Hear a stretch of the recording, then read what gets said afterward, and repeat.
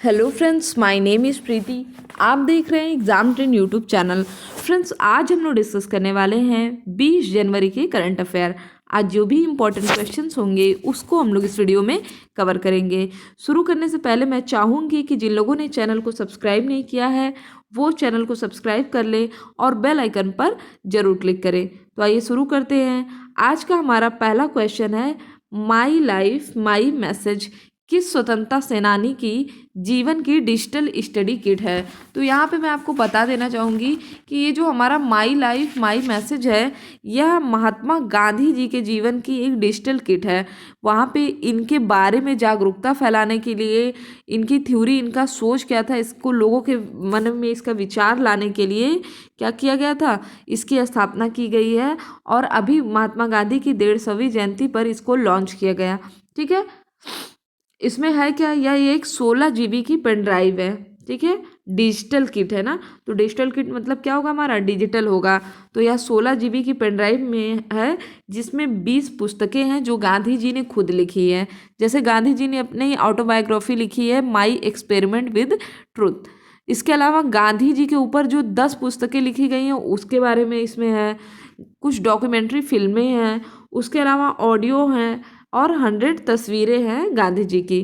ठीक, तो यह एक प्रकार का कंप्लीट स्टडी मटेरियल है हमारा, जो कि गांधी जी से रिलेटेड है और यह लोगों को दिया जाएगा। इसके अलावा आपको पता होना चाहिए कि गांधी जी का जन्म कब हुआ था, 2 अक्टूबर 1869 को। और इनकी मृत्यु कब हुई थी, तो 30 जनवरी 1948 को गांधी जी की मृत्यु हुई थी। 30 जनवरी को गांधी जी की जब मृत्यु हुई थी तो उस दिवस को हम लोग शहीद दिवस के रूप में मनाते हैं।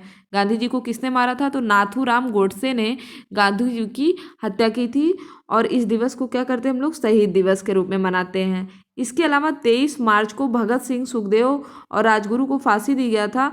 इस वजह से 23 मार्च को भी शहीद दिवस मनाते हैं। तो आप लोग इसको कंफ्यूज मत करिएगा।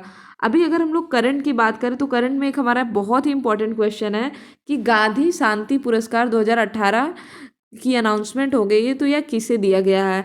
यह दिया गया है योहेई ससाकावा को। किसे दिया गया है, योहेई ससाकावा को दिया गया है गांधी शांति पुरस्कार 2018। अब अगर हम लोग इसमें बात करें गोपाल कृष्ण गोखले की, तो गांधी जी के राजनैतिक गुरु कौन थे, गोपाल कृष्ण गोखले। ठीक, चलिए अगले क्वेश्चन की बात करते हैं। दुनिया का सबसे बड़ा सौर संयंत्र कहाँ लगाया जाएगा। आपको पता है कि जैसे जैसे हमारा जितने ज़्यादा हम लोग डेवलपमेंट की तरफ जा रहे हैं उतना ज़्यादा पोल्यूशन बढ़ता जा रहा है। और पोल्यूशन बढ़ने का रीज़न क्या है, ईंधन का प्रयोग, जितनी ज़्यादा गाड़ियाँ आ रही है, गाड़ियों से जो विषैले पदार्थ निकल रहे हैं, इसके अलावा जो हमारे पटाखे वगैरह हैं इनको फोड़ने से पोल्यूशन बढ़ रहा है। ठीक है, तो पटाखे तो मान लीजिए कभी कभी फूटते हैं, लेकिन गाड़ियों से क्या होता है, या फिर विद्युत के उत्पादन में, इन सब से क्या होता है, इन सब से पोल्यूशन बढ़ता जा रहा है। तो इसके लिए सोलर एनर्जी को बढ़ावा दिया जा रहा है। तो अभी हम लोग क्वेश्चन पे आने से पहले एक चीज़ पढ़ लेते हैं, इंटरनेशनल सोलर अलायंस। इसके बारे में मैंने आपको बताया था कि इसकी स्थापना कब हुई थी, 2015 में। और एकमात्र अंतर्राष्ट्रीय संगठन है जिसका मुख्यालय भारत में है, गुरुग्राम में। भारत में कहाँ पे है, गुरुग्राम में। अब इसमें क्या है कि जो हमारा ये भूमध्य रेखा है, इसके 23.5 डिग्री ऊपर हमारा कर्क रेखा है, 23.5 डिग्री नीचे मकर रेखा है। इन दोनों के बीच 121 देश होते हैं। ठीक, और अगर सूर्य की रोशनी की बात करें तो सर्वाधिक जो सूर्य की रोशनी पड़ती है 12 महीने, वो कहाँ पड़ती है, इस रेखा पर। ठीक है, इस रेखा के बीच में। तो ऐसा इन देशों से कहा गया है कि आप क्या करें, सोलर एनर्जी को बढ़ावा दें और साथ ही साथ पोल्यूशन को घटाने में मदद करें। क्योंकि जैसे जैसे ग्लोबल वार्मिंग बढ़ेगी, तो ऐसा नहीं, अगर इंडिया ग्लोबल वार्मिंग बढ़ा रहा है तो सिर्फ इंडिया ही उसको भुगतेगा, पूरे विश्व को इसको भुगतना पड़ेगा। ठीक, तो इस वजह से एक इनिशिएटिव किया जा रहा है, सौर संयंत्र लगाए जा रहे हैं कि लोग क्या करें, सोलर एनर्जी से काम करें। सोलर एनर्जी से काम करने पे हमें क्या होगा कि पोल्यूशन फ्री एनर्जी मिलेगी। ठीक, तो इसके लिए दुनिया का सबसे बड़ा सौर संयंत्र लगाए जाने की घोषणा की गई है जम्मू कश्मीर में। कहाँ पे किया गया है, जम्मू कश्मीर में। जम्मू कश्मीर में एक जगह है लेह, जहाँ 5000 मेगावाट, और दूसरा हमारा कारगिल, जहाँ 2500 मेगावाट का सौर संयंत्र लगाया जाएगा।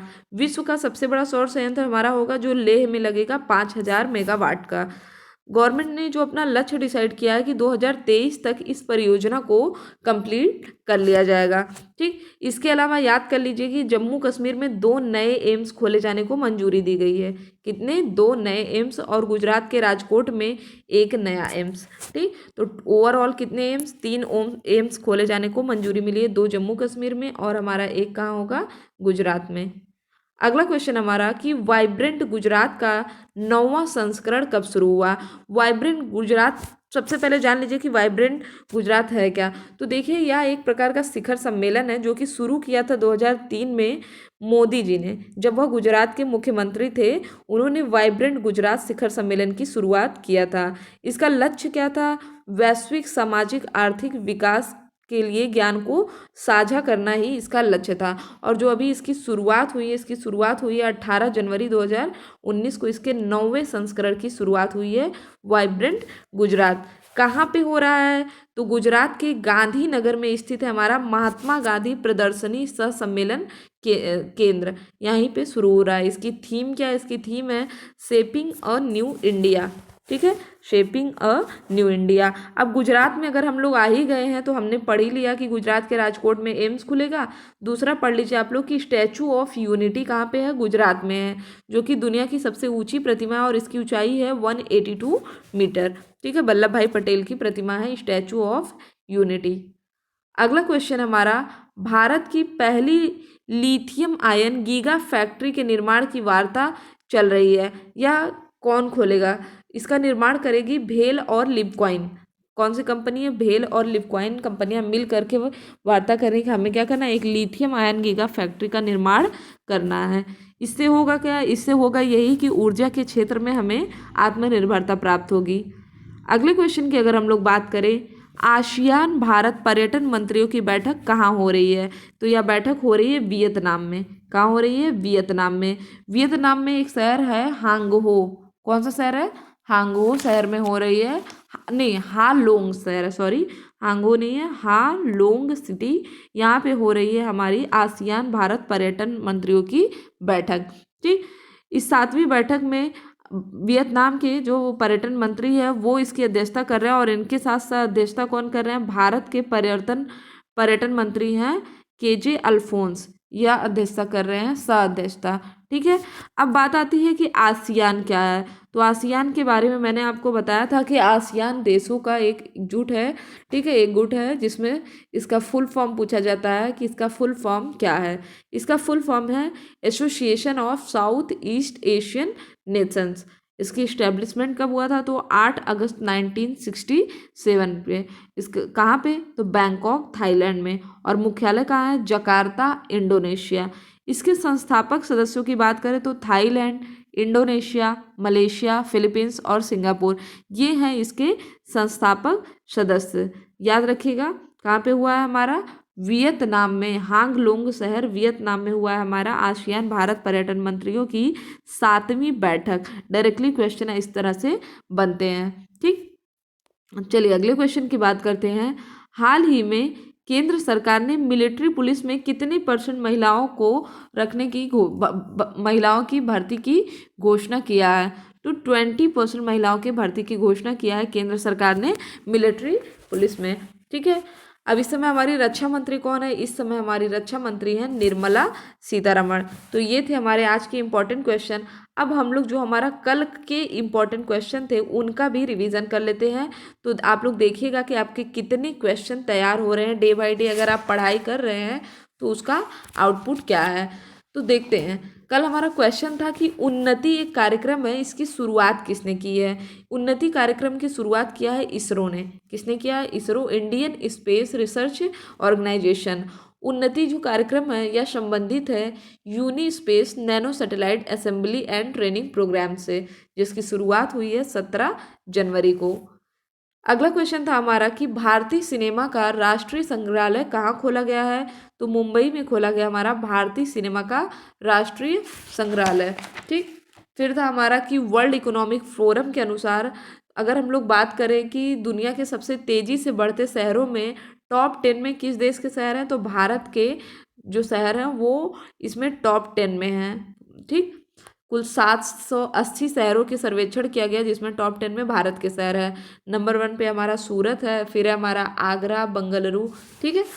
फिर हमारा था कि ऑस्कर वाइल्ड अवार्ड से किसे सम्मानित किया गया, तो ग्लेन क्लोज, इनके बारे में हमने पढ़ा था कि ये द वाइफ मूवी के लिए इन्हें गोल्डन ग्लोब अवार्ड भी मिला था, और अभी इन्हें ऑस्कर वाइल्ड अवार्ड से सम्मानित किया गया था, किसे, ग्लेन क्लोज को। अगला था हमारा कि लॉरियस वर्ल्ड स्पोर्ट्स अवार्ड के लिए नामित होने वाली पहली भारतीय कौन है, तो पहली भारतीय हमारी विनेश फोगाट, कौन है, विनेश फोगाट। फिर था हमारा कि यूपी के किस तहसील का नाम बदल करके पंडित दीनदयाल उपाध्याय तहसील रखने को मंजूरी मिली है, तो मुगलसराय तहसील का नाम बदल करके क्या रखा जाएगा, पंडित दीनदयाल उपाध्याय तहसील। इसके अलावा आपको पता होगा कि मुगलसराय रेलवे जंक्शन जो है उसका नाम भी बदल करके पंडित दीनदयाल उपाध्याय के नाम पे रख दिया गया था। तो ये थे हमारे आज के इम्पोर्टेंट क्वेश्चन। आई होप कि आपको वीडियो पसंद आया होगा। अगर आपको वीडियो पसंद आया तो चैनल को सब्सक्राइब करें, शेयर करें और लाइक करना ना भूलें। इसके साथ ही साथ अगर आपकी वीडियोस पे ऐड आते हैं तो ऐड को स्किप मत किया करिए, ऐड को पूरा देखा करिए, और आपके जितने भी एजुकेशनल ग्रुप हैं सब में वीडियो को जरूर शेयर किया करिए। Thank you friends, thank you so much.